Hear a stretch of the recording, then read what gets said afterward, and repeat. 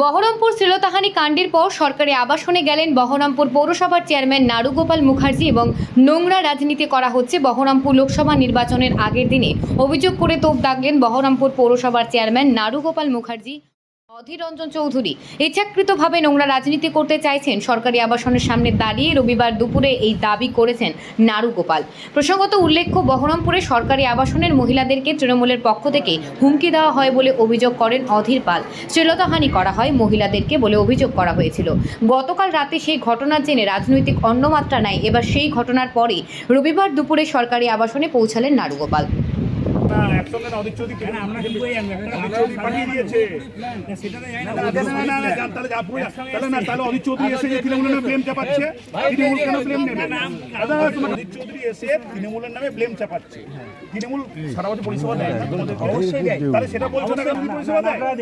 তাহলে পরে অধীর চৌধুরী এসে তৃণমূল কেন ব্লেম চাপাবে? তৃণমূল কেন ব্লেমটা চাপাবে তৃণমূলের ওপর? তৃণমূল কেন ব্লেমটা নেবে? তৃণমূল সরকার পরিষেবা দেবে। সবাই যে বলতে গিয়ে তাহলে ভোট থেকে বললে এখানে সবাইকে দিয়ে দিই বললে হয়তো এসে এখানে এরকম গালাগালি করতে হয় ওই জন্য থানায় ডায়েরি করো। আমরাই বলেছি তো পুলিশকে, আমরাই বলেছি পুলিশকে। এখনো কখনো হয় না, আমরা তো পুলিশকে বলেছি যে কালকে রাত্রেবেলা পুলিশকে বলেছি। এবার ওরা একসঙ্গে যারা করেছে, কারা করেছে, নিতাই গৌরী হোক, অমুক হরিদাস পাল হোক না কেন, পুলিশে অ্যারেস্ট করছে। এবার আমাদের লোক না, তারা একসঙ্গে এটা বলো তো, নাইটি ছিঁড়েছে? হ্যাঁ হ্যাঁ, সত্যি ছিঁড়েছে? দেখি মেয়েটাকে না দেখি। আপনাদের সামনে যেটা হচ্ছে বলতে চাইছি, গতকাল অধীর চৌধুরীর মদতপুষ্ট, যারা অধীর চৌধুরীর আমলে জেল খেটেছিল, যে দুটো নাম শোনা যাচ্ছে, তারা কিছুদিন আগেও টাউন ক্লাবে গিয়ে অধীর চৌধুরীর কাছ থেকে টাকা নিয়ে বিভিন্ন এলাকায় তৃণমূলের বদনাম করার চেষ্টা করছে। তাদের নামে ইতিমধ্যে পুলিশে অভিযোগ করা হয়েছে, পুলিশ যথারীতি তাদের ব্যবস্থা নেবে এখানে ঝামেলা করার পরিবর্তে। কিন্তু এই ঘটনার সঙ্গে যারা লোকাল তৃণমূল, অভ্রদীপ মজুমদার, এসব আমাদের মহিলা তৃণমূল যারা আছে, কোনোভাবে যুক্ত নয়। এবং গতকাল অধীর চৌধুরী এসে যে একটা পাড়ায় পাড়ায় যেরকম ঝামেলা হয়, সেই ঝামেলাটা অবশ্য অনভিপ্রেত। সেখানে এই ঝামেলার সঙ্গে সন্দেশখালি তুলনা করে, সেই ঝামেলার সঙ্গে মলেস্টেশনের তুলনা করে, সেই ঝামেলার সঙ্গে শ্লীলতাহানির তুলনা করে বহরমপুরের মায়েদের, বোনেদের যে অসম্মান তিনি করেছেন, তার তীব্র নিন্দা এবং ধিক্কার জানায়। সেই পরিবারের লোক সঙ্গে আছে, যে পরিবারকে কেন্দ্র করে উনি অভিযোগ করেছেন। বাকিটা তাদের মুখ থেকে শুনুন। এনারই হচ্ছে ওয়াইফ হচ্ছে। এবং আমরা আজকে এসেছি পুরো ছানবিন করতে, কোনো দুষ্কৃতি, সে তৃণমূলই হোক, কংগ্রেসই হোক, কারণ অনেক কনস্পিরেসি চলছে এখানকার। অধীর চৌধুরী আমাদের তৃণমূল কংগ্রেস কর্মীদেরকে নিজে হেরে যাওয়ার প্রায় নিশ্চিত মানে কি নিশ্চিত হয়ে গেছে। আমাদের পাপাই ঘোষ সহ, বিপ্লব কুণ্ডু সহ বিভিন্ন রকম যারা লিডারশিপ আছে, তাদেরকে প্রাণে মেরে দেওয়ার হত্যার ষড়যন্ত্র করছে ওখানে। এবং সেই জায়গা থেকে তার হার নিশ্চিত জেনে, তার যে ব্যক্তিগত গ্রাজ, আমাদের বহরমপুরে যে তৃণমূলের সংগঠন শক্তিশালী হয়েছে, সেই শক্তিশালী সংগঠনকে এবার ভোটের মধ্যে দিয়ে অধীর চৌধুরী পরাস্ত হবে। এটা থেকে প্রথম থেকে বিভান দে সহ একাধিক মিডিয়া কর্মী, একাধিক বিভিন্ন রকমভাবে অন্য পলিটিক্যাল পার্টি, তাদের উপর যেভাবে আক্রমণের বর্ষণ তিনি তৈরি করে চলেছেন, কালকেও বহরমপুরকে নিয়ে এত ছোট করতে পারেন মহিলাদেরকে নিয়ে, এটা আমার ধারণা ছিল না। সেই জন্য বহরমপুরকে ভালো রাখার দায়িত্ব শুধু অধীর চৌধুরীর নয়, বহরমপুরের প্রত্যেকটা নাগরিকের। সেই জন্য উনি ভোট পাওয়ার স্বার্থে, উনি মেয়েদের মাসিহা, উনি ভোট পাওয়ার স্বার্থে যেভাবে আপনার ঘটনাগুলো ঘটিয়েছে, সেটা নিন্দনীয়। এবং যাদের বিরুদ্ধে অভিযোগ, তারা অধীর চৌধুরীর মার্ডার সিন্ডিকেটের লোক ছিল। অধীর চৌধুরীর মার্ডার করতে গিয়ে তারা অনেকবার জেল খেটেছে, অর্থাৎ তারা আমাদের কোনো লোক নয়। টিএমসির কিছু গুন্ডা, টিএমসির কিছু মদ মাতালে লোক, তাদের একটাই বক্তব্য, এখানে কংগ্রেস পার্টিকে ভোট দিলে তোমাদের এই বিল্ডিংয়ে থাকতে দেবো না, বিল্ডিং আমরা ভেঙে গুঁড়িয়ে দেবো। মহিলারা প্রতিবাদ করেছে, তার জন্য তাদেরকে নাইটি ছিঁড়ে শ্লীলতাহানি করার চেষ্টা করা হয়েছে। তারা এখানকার যুবকদেরকে উপর হামলা করা হয়েছে। এরপরে এখানকার সব মহিলা যখন তারা প্রতিবাদে মুখর হয়েছে, সেই সমস্ত হারমাদদের দল তারা এখান থেকে পালিয়েছে। তারপরে এখানে পুলিশ এসছে, পুলিশ এসে যে মহিলার উপরে অত্যাচার শ্লীলতাহানি হয়েছে তাকে ঘরের মধ্যে ঢুকে তার কাছে জানতে চাইছে। কোনো রেকর্ড বয়ান করেনি, জেনে সে চলে গেছে। যখন আমার কাছে খবর গেলাম তখন শুয়ে পড়েছি, আমি উঠে তাদের পাশে দাঁড়ালাম, এসপিকে ফোন করলাম, আইসি এলো, সে আইসি আরেকটা অপদার্থ অফিসার, সে কথাবার্তা শেষ করার আগে বলছে মিডিয়া ট্রায়াল করলে তো কিছু করার নেই। আমি বললাম আমি কি মিডিয়া পিপল এসছি, আমি কি মিডিয়া পার্সন? তাকে যখন আমি চেস করতে আরম্ভ করলাম, সে তখন কোথায় হাওয়া হয়ে গেল। ডিএসপি সাহেব এলো, ডিএসপি সাহেব ভদ্র ব্যবহার করেছে, তার সঙ্গে আমরা আলোচনা করেছি, এখানকার মহিলারা কথা বলেছে, লেডি অফিসার এসেছে, মহিলারা সেখানে তাদের বয়ান দিয়েছে। এই এলাকার যারা প্রতিবাদ করেছে তাদেরকে নানাভাবে আজকে শুরু হয়ে গেছে তাদেরকে আবার দুর্বল করার মানসিকভাবে, যাতে তারা এই আজকের যে প্রতিরোধ, আজকের যে প্রতিবাদ, এই প্রতিবাদ যেন এইভাবে মুখর না হয়, তার জন্য তাদেরকে নানা রকমভাবে এদিক ওদিক টোপ টাপ সান্ত্বনা দেখব প্রতিশ্রুতি সব দেওয়া শুরু হয়ে গেছে।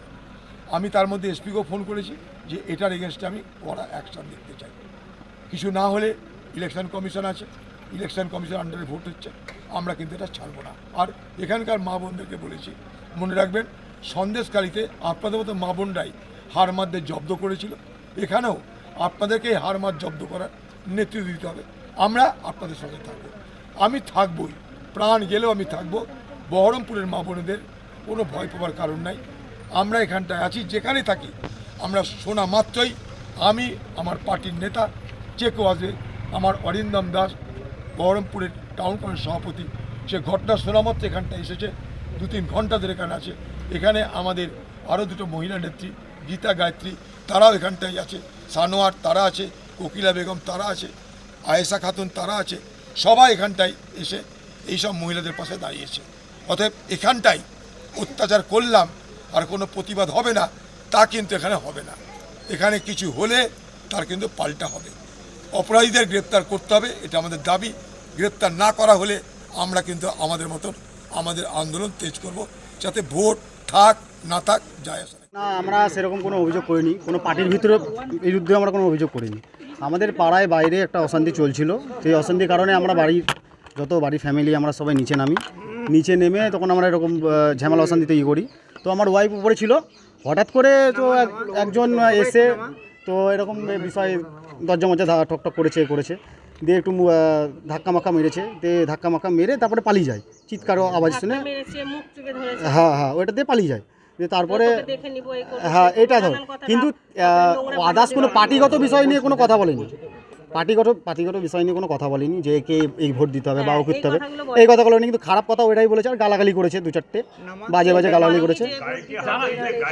হ্যাঁ না গায়ে হাত দেওয়া বলতে কি, ওই যে একটু ধাক্কাটা মেরেছে, যেহেতু ফ্ল্যাটে তো লোক থাকে, ফ্ল্যাটে ওরকম ধরেন চান্সটা পাইনি, হঠাৎ জানি না সেটা আমরা ধরেন পাড়ার লোক, এবার হ্যাঁ এবার ধরেন পাড়ার ভিতরে তো একটা অশান্তি হচ্ছে, বুঝলেন তো। এবার আমরা বাইরে বেরিয়ে গোটা পাড়ার লোক সামনে গেছি, তো অশান্তিটা হচ্ছে এরকম, বাইরে যে নিতাই গৌড় বলছে ওই নামে বাইরে থেকে এসে অশান্তি করছিল, ওরকম মদ খেয়ে এসে। তো আমরা তার জন্য পাড়ার লোক সব বাইরেই ছিলাম, তো আমার ওয়াইফ যেহেতু উপরে ছিল, তারপরে ঘটনাটা এরকম ঘটে। কিন্তু ভোটের কারণে কি ঘটনা ঘটেছে সেইগুলো কিন্তু পুরোনো বলেনি, কিন্তু এই ঘটনাটা ঘটেছে। হ্যাঁ ভোটের কারণে কোনো ঘটনা ঘটেনি, ঘটেছে বলতে কোনো না। হ্যাঁ আমাদের ভরসা দিল, আমার স্যার যা বলবে আমরা স্যার ভরসা দিল, স্যার বললো যে করেছে কর্মকাণ্ড তাকে শাস্তি হবে, তার ব্যবস্থা হবে, আর কিছু না। আমরা কি বলুন তো, আমরা হলো সাধারণ মানুষ, আমরা চাই যে আমরা বউ মেয়েদের সম্মান নিয়ে থাকতে চাই, তাছাড়া আদার্স আমরা কিছু চাই না। স্যারকে আমরা সব জানিয়েছি, স্যারই আমাদের স্টেপ নিয়ে ব্যবস্থা করে দেবে। না ওইটা জানি না, আর যে এসেছিল সেও তৃণমূল করে, তাকে চিনিও না, মানে আমরা কালকে তন্ন করে খুঁজেছি কিন্তু তাও পাইনি। এবার জানতে থানায় আমরা থানায় অভিযোগ, আমার বাবা, হ্যাঁ আমাদের এবার ধরেন হ্যাঁ লিখিয়ে দিয়েছে, হ্যাঁ এটা করেছে। এবার দেখেন সবাই আসছে আমাদের কাছে, হ্যাঁ এবার সবাই আসছে আমাদের কাছে, সবাই এমন আসছেন, গোটা পাড়ার ঘটনা এটা। এবার গোটার পাড়ার ঘটনা থেকে আমাদের ক্ষেত্রে হয়ে গেল ঘটনাটা, মানে গোটার পাড়ার যেহেতু ঘটনা, এবার ধরেন উনি উপরে একা গেছে, এবার তার জন্য ঘটনাটা ঘটে গেল, আর কিছু না।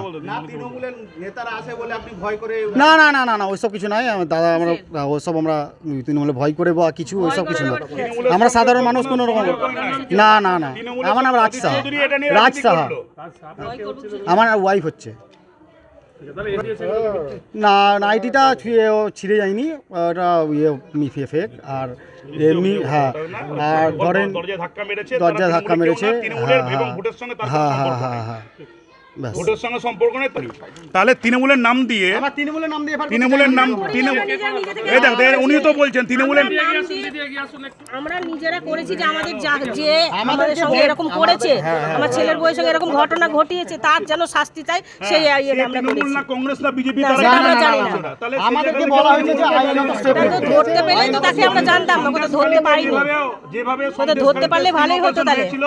স্টিং অপারেশন হয়েছিল, ঠিক সেভাবে অধীর চৌধুরী এখানে তৃণমূলের ওপর প্রত্যেকটা দোষ চাপিয়ে নিজের খুনি গুন্ডাদেরকে দেয়া হচ্ছিল কোনো নিজের পার্টিকে। খুনি গুন্ডাদেরকে তৃণমূলের বেশ তৃণমূলের নাম দিয়ে চালিয়ে ইলেকশন অবজারভারকে কমপ্লেন করে আমাদের প্রত্যেকটা ক্যান্ডিডেটের উপর ওদের 4 জন কিলার, ওদের শয়ে আর্মস পার্টি অফিস থেকে আরম্ভ করে বিভিন্ন জায়গায় মোতায়েন হচ্ছে, ওদের বিভিন্ন কাউন্সিলর বিভিন্ন রকম ধরনের ওদের হচ্ছে দুষ্কৃতি, যারা বাইরে থেকে অধীর চৌধুরী নিয়ে এসছে। অধীর চৌধুরী পার্টি অফিস ছানবিন করুন, অধীর চৌধুরী বিভিন্ন রকম সেলটা ছানবিন করুন। আমরা ইলেকশন অবজারভারকে বলবো অধীর চৌধুরী যে মাস্কেট সকেটে রাজনীতি করে আমাদের তৃণমূল কর্মীদের প্রাণ নেওয়ার চেষ্টা করছে, হুঁশিয়ারি দিয়ে গেলাম, যদি একটা তৃণমূল কর্মীর গায়ে যদি অধীর চৌধুরীর লোকজন যদি হাত দেয় তাহলে পরে আমরা বড়সড় আন্দোলনের পথ বেছে নেব। কারণ অধীর চৌধুরী খুনের রাজনীতি আমরা বন্ধ করেছি, অধীর চৌধুরী খুনের রাজনীতি এবার আমরা তার কবরে দিয়ে দেবো পুরোপুরি, তাকে ভোটে হারিয়ে গণতান্ত্রিক পদ্ধতির মধ্যে দিয়ে। আমরা কোনো পার্টির দলের কথাই বলিনি এখনো। না, আপনাদের এফআইআর লেখা রয়েছে লেখা রয়েছে আমি জানি না, কিন্তু ওটা আমি কিন্তু এখন অব্দি বলিনি যে এই পার্টি করেছে, এই পার্টিটা করেছে।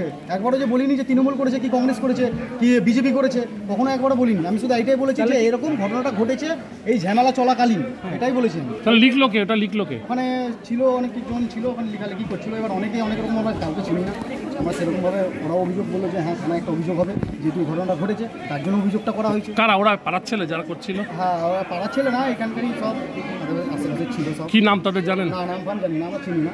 আপনাদের এই লেখার জন্য কেউ কি চাপ দিয়েছে? না না, চাপ ফাপ বলতে কেউ কিছু জানি না, সেরকম চাপ নাই। আমরা পার্টিগত বিষয়ে থাকি না, পার্টিগত বিষয়ে কথাটা লিখলেন কেন? অভিযোগ না, আমরা লিখিনি ওটা লিখে আমরা লিখিনি। তৃণমূলের কোনো দোষারোপ আমরা অভিযোগটা তো আপনার বাবা অভিযোগটা হ্যাঁ বাবা করেছে। বাবাকে যদি বলেছিল, যেটা আমাদেরকে বললো হ্যাঁ একটা অভিযোগ হবে, নর্মাল অভিযোগ হবে। আমি এটাও বলেছিল যে নর্মাল একটা অভিযোগ হবে, তারপরে আমরা জানতে পারলাম যে এরকম একটা অভিযোগ হয়েছে, সেটা জানতাম না। অজিতদা বলছে যে নাইটি ছিল যাওয়া হয়েছে, না না, নাইটিটা হয়তো কোনো রকম নাইটিটা ছিলিনি, নাইটিটা ওই যে ধাক্কাটা মেরেছে ওইটাই হয়েছে দোষ, আর চিৎকারটা করেছে বলে পালিয়ে গেছে, ওইটুকু ঘটনা ঘটেছে দাদা। কারা? ওদের নাম জানেন যারা এসেছিল? না, নাম জানি না, যারা না একজনই এসেছিল। কি নাম? তখন ঝামেলা চলাকালীন, আচ্ছা, চিনিই তো না, হঠাৎ করে চলে এসেছে? হঠাৎ করে চিনি তো না, চিনলে তো।